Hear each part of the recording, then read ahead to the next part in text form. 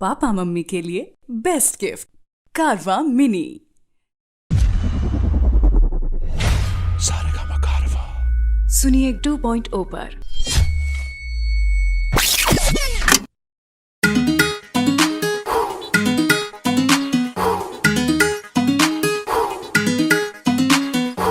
ताजा ताजा आयल तूर के हाथे अंगूर ना लागी लंगूर के लार बेकार टप के तोहार देखो तारा तो कहा घूर घूर के बनी चश्मा लगोले। अच्छा बनी चश्मा लगोले दूरबीन जइसन हारमोनिया बजावतनी बीन जइसन हके नाच रे पतर की नागिन जइसन तया के नाच रे पतर की नागिन जइसन। अरे बजाओ बजाओ बजाओ बजाओ बजाओ।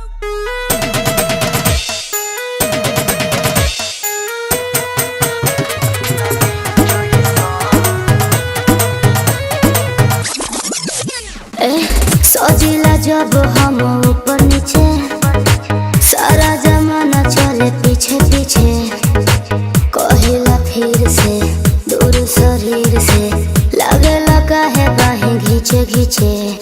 अरे बोलो अरे बोलो हरी तबला आवाज क्या आज तबला आवाज करे टीन जइसन हई ताल पर तू धिनक धिनक दिन दिन जइसन हाया के नाच रे पतर की नागिन जइसन नाच हाया के नाच रे पतर की नागिन जइसन।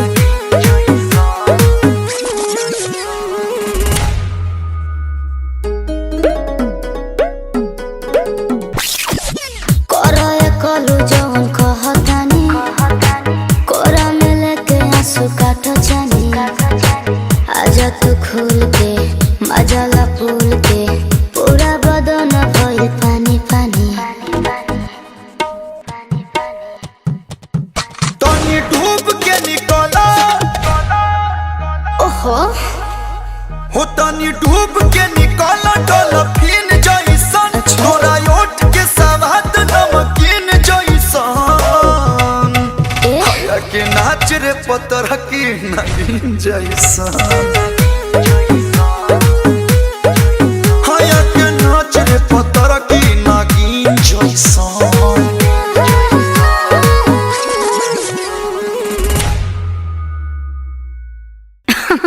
अरे पूरा इंडिया हिली बाबू, खाली तू देखत जा।